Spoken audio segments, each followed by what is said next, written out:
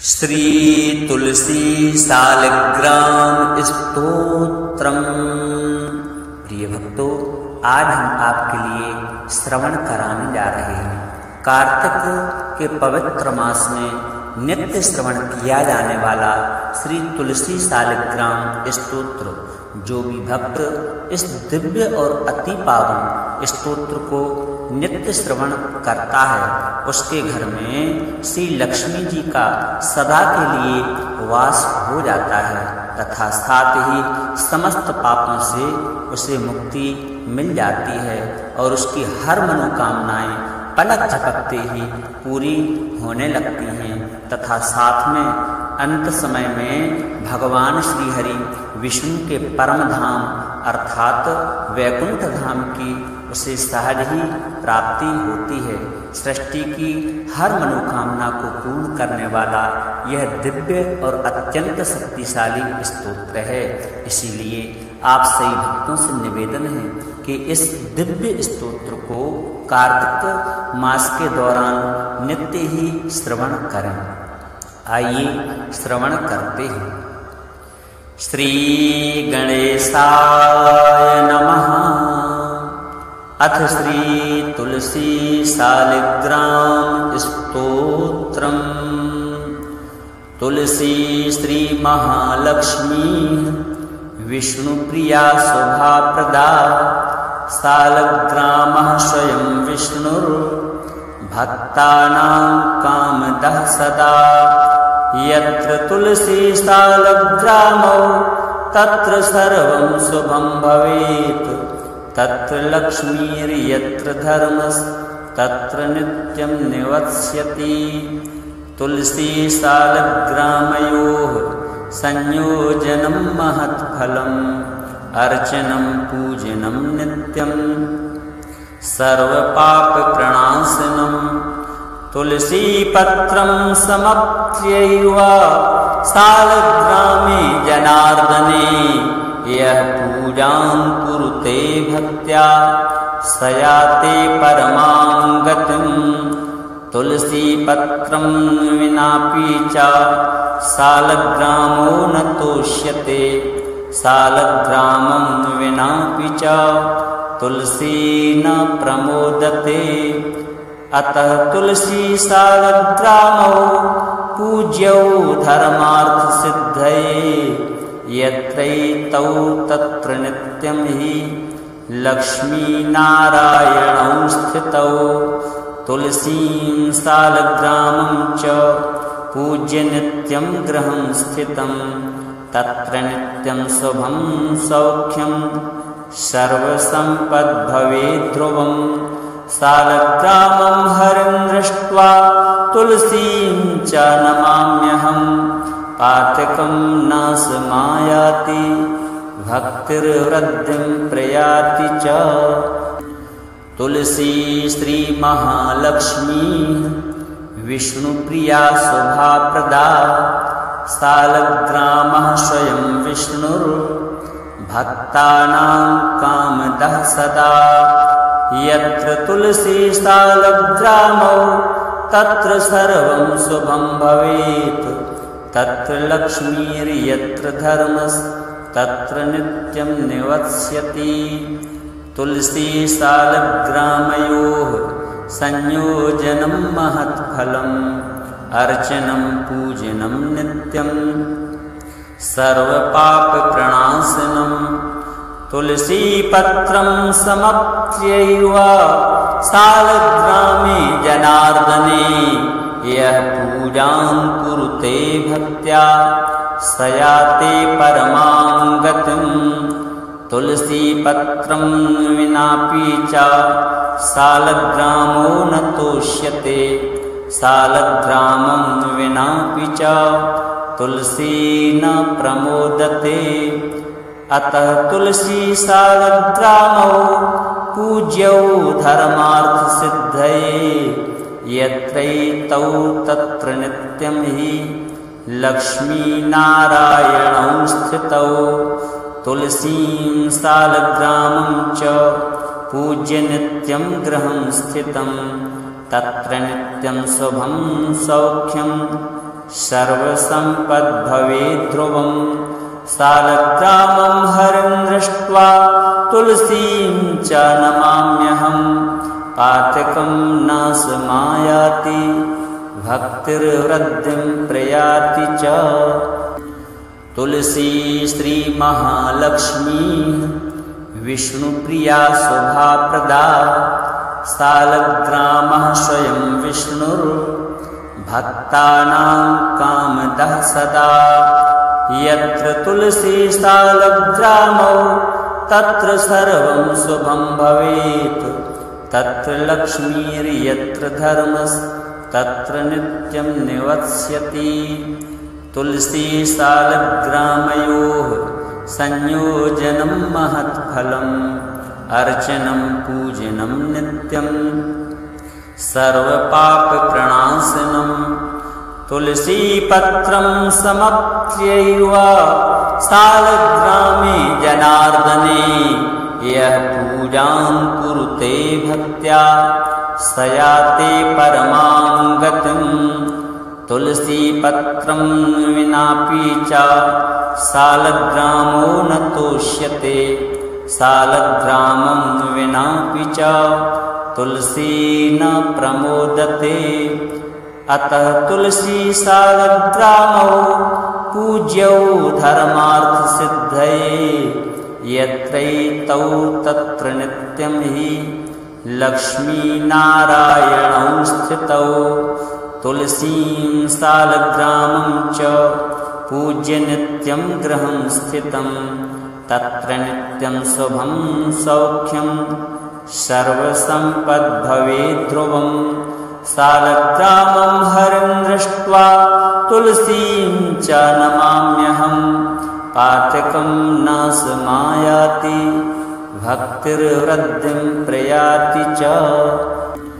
तुलसी श्री महालक्ष्मी विष्णुप्रिया शोभाप्रदा सालग्रामः स्वयं विष्णुर्भक्तानां कामदः सदा। यत्र तुलसी सालग्रामौ तत्र सर्वं शुभं भवेत् तत्र लक्ष्मीर्यत्र धर्मस्तत्र नित्यं निवत्स्यति। तुलसी सालग्रामयोः संयोजनं महत्फलम् अर्चनं पूजनं नित्यं सर्वपापप्रणाशनं। तुलसीपत्रं समप्यैव सालग्रामे जनार्दने यः पूजां कुरुते भक्त्या स याति परमां गतिम्। तुलसीपत्रं विनापि च सालग्रामो न तोष्यते सालग्रामं विनापि च तुलसी न प्रमोदते। अतः तुलसी सालग्रामौ पूज्यौ धर्मार्थसिद्धये यत्रैतौ तत्र नित्यं हि लक्ष्मीनारायणौ स्थितौ।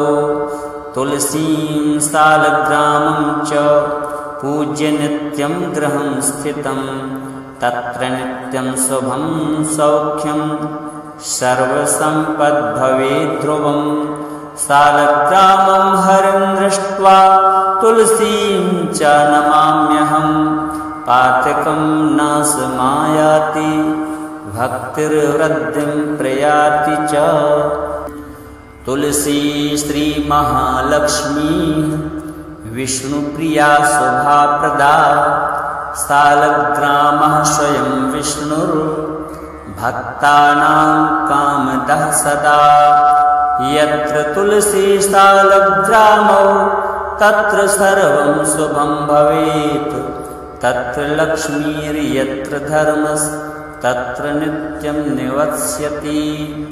तुलसी सालग्रामयोः संयोजनं महत्फलम् अर्चनं पूजनं नित्यं सर्वपापप्रणाशनं। तुलसीपत्रं समप्यैव सालग्रामे जनार्दने यः पूजां कुरुते भक्त्या स याति परमां गतिम्। तुलसीपत्रं विनापि च सालग्रामो न तोष्यते सालग्रामं विनापि च तुलसी न प्रमोदते अतः तुलसी सालग्रामौ पूज्यौ धर्मार्थसिद्धये यत्रैतौ तत्र नित्यं हि लक्ष्मीनारायणौ स्थितौ तुलसीं सालग्रामं च पूज्य नित्यं गृहं स्थितं तत्र नित्यं शुभं सौख्यं सर्वसम्पद्भवेत् ध्रुवं सालग्रामं हरिं दृष्ट्वा तुलसीं च नमाम्यहं पातकं न समायाति भक्तिर्वृद्धिं प्रयाति च तुलसी श्री महालक्ष्मी विष्णुप्रिया शोभाप्रदा सालग्रामः स्वयं विष्णुर्भक्तानां कामदः सदा यत्र तुलसी सालग्रामौ तत्र सर्वं शुभं भवेत् तत्र लक्ष्मीर्यत्र धर्मस्तत्र नित्यं निवत्स्यति तुलसी सालग्रामयोः संयोजनं महत्फलम् अर्चनं पूजनं नित्यं सर्वपापप्रणाशनं तुलसीपत्रं समप्यैव सालग्रामे जनार्दने यः पूजां कुरुते भक्त्या स याते परमां गतिं तुलसीपत्रं विनापि च सालग्रामो न तोष्यते सालग्रामं विनापि च तुलसी न प्रमोदते अतः तुलसी सालग्रामौ पूज्यौ धर्मार्थसिद्धये यत्रैतौ तत्र नित्यं हि लक्ष्मीनारायणौ स्थितौ तुलसीं सालग्रामं च पूज्य नित्यं गृहं स्थितं तत्र नित्यं शुभं सौख्यं सर्वसम्पद्भवेत् ध्रुवं सालग्रामं हरिं दृष्ट्वा तुलसीं च नमाम्यहं पातकं न समायाति भक्तिर्वृद्धिं प्रयाति च तुलसी श्री महालक्ष्मी विष्णुप्रिया शोभाप्रदा सालग्रामः स्वयं विष्णुर्भक्तानां कामदः सदा यत्र तुलसी सालग्रामौ तत्र सर्वं शुभं भवेत् तत्र लक्ष्मीर्यत्र धर्मस्तत्र नित्यं निवत्स्यति तुलसी सालग्रामयोः संयोजनं महत्फलम् अर्चनं पूजनं नित्यं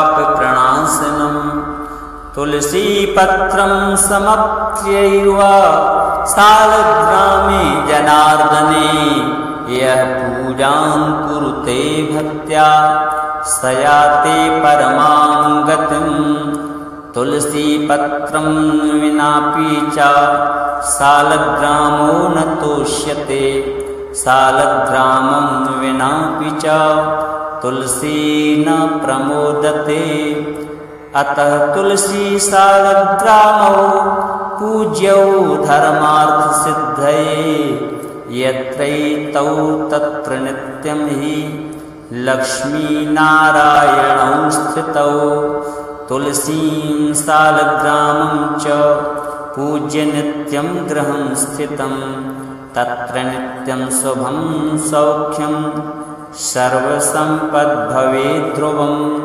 सालग्रामं हरिं दृष्ट्वा तुलसीं च नमाम्यहं पातकं न समायाति भक्तिर्वृद्धिं प्रयाति च तुलसी श्री महालक्ष्मी विष्णुप्रिया शोभाप्रदा सालग्रामः स्वयं विष्णुर्भक्तानां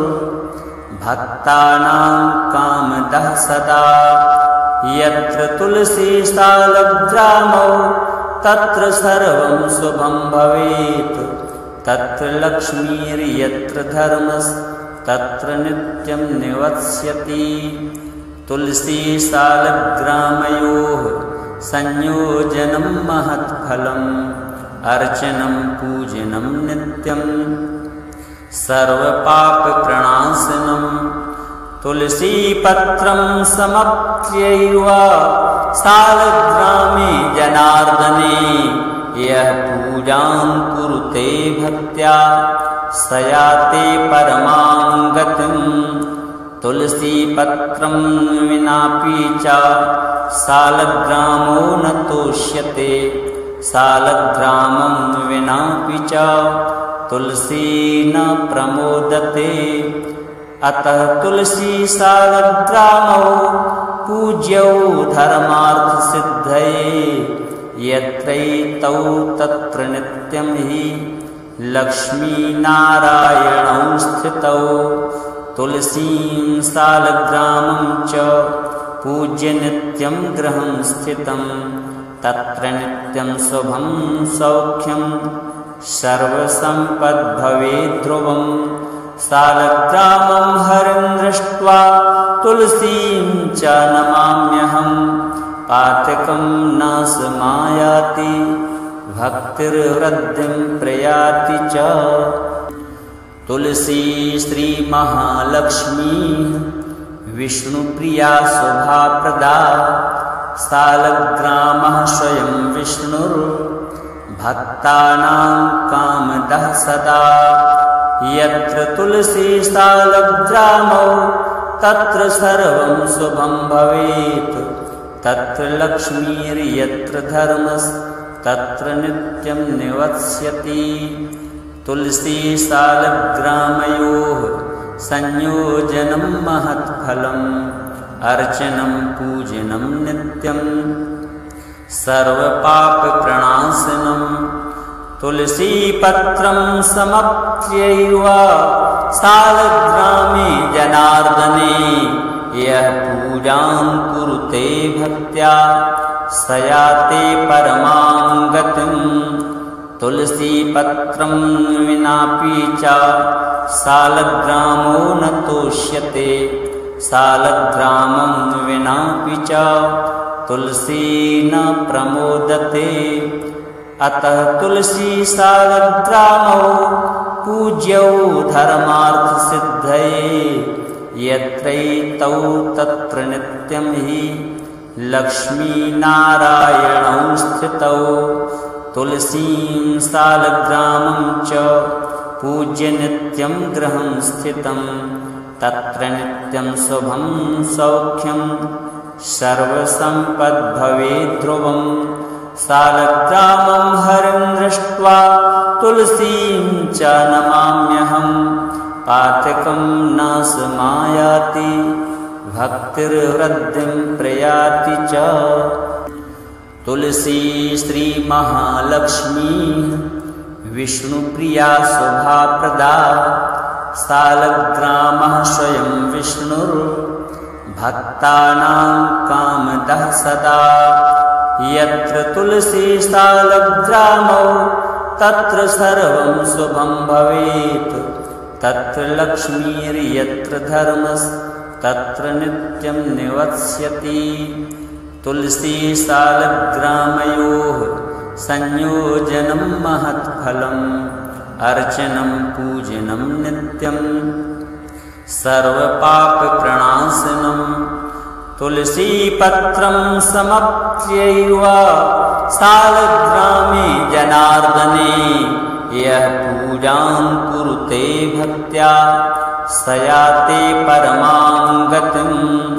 तुलसीपत्रं विनापि च सालग्रामो न तोष्यते। सालग्रामं विनापि च तुलसी न प्रमोदते। अतः तुलसी सालग्रामौ पूज्यौ धर्मार्थसिद्धये। यत्रैतौ तत्र नित्यं हि लक्ष्मीनारायणौ स्थितौ। तुलसीं सालग्रामं च पूज्य नित्यं गृहं स्थितं तत्र नित्यं शुभं सौख्यं सर्वसम्पद्भवेत् ध्रुवं सालग्रामं हरिं दृष्ट्वा तुलसीं च नमाम्यहं पातकं न समायाति भक्तिर्वृद्धिं प्रयाति च।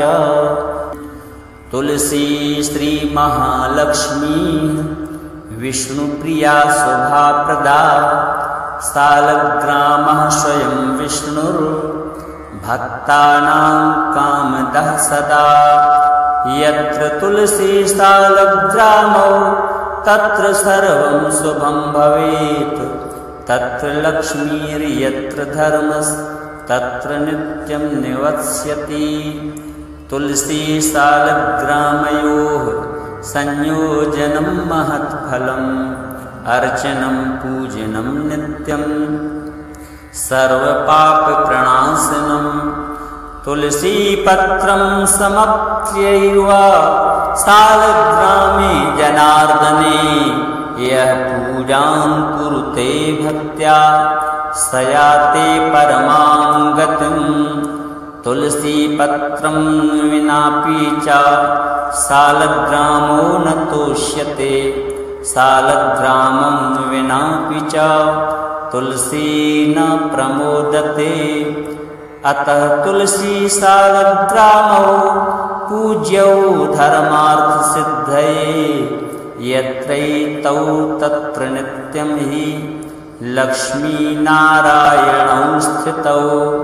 तुलसीं सालग्रामं च पूज्य नित्यं गृहं स्थितं तत्र नित्यं शुभं सौख्यं सर्वसम्पद्भवेत् ध्रुवं सालग्रामं हरिं दृष्ट्वा तुलसीं च नमाम्यहं पातकं न समायाति भक्तिर्वृद्धिं प्रयाति च। तुलसी श्री महालक्ष्मी विष्णुप्रिया शोभाप्रदा सालग्रामः स्वयं विष्णुर्भक्तानां कामदः सदा यत्र तुलसी सालग्रामौ तत्र सर्वं शुभं भवेत् तत्र लक्ष्मीर्यत्र धर्मस्तत्र नित्यं निवत्स्यति।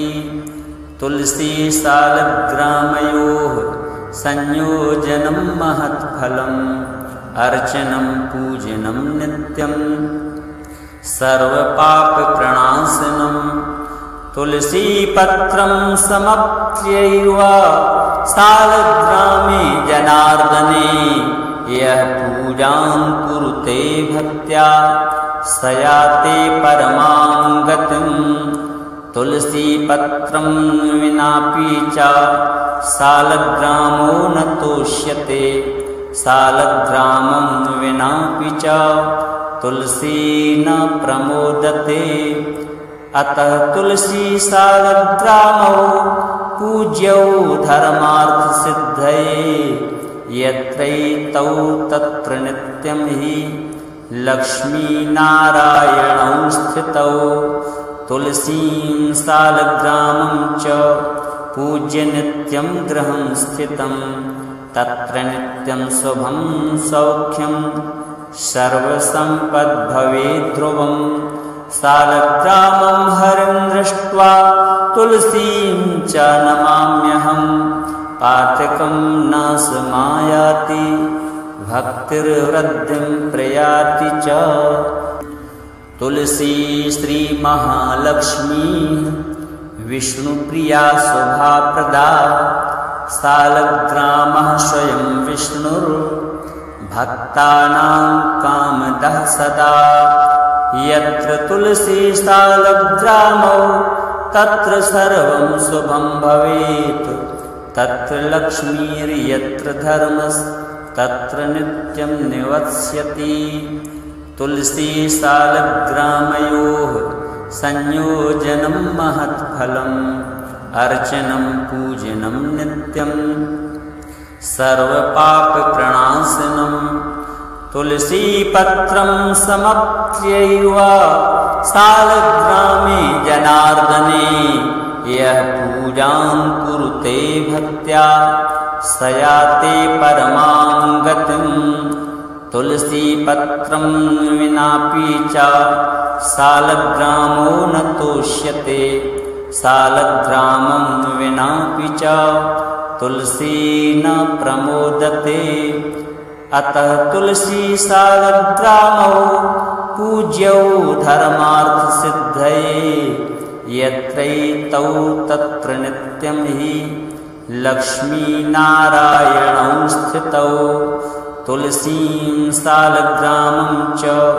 पूज्य नित्यं गृहं स्थितं तत्र नित्यं शुभं सौख्यं सर्वसम्पद्भवेद्ध्रुवं सालग्रामं हरिं दृष्ट्वा तुलसीं च नमाम्यहं पातकं न समायाति भक्तिर्वृद्धिं प्रयाति च तुलसी श्री महालक्ष्मी विष्णुप्रिया शोभाप्रदा सालग्रामः स्वयं विष्णुर्भक्तानां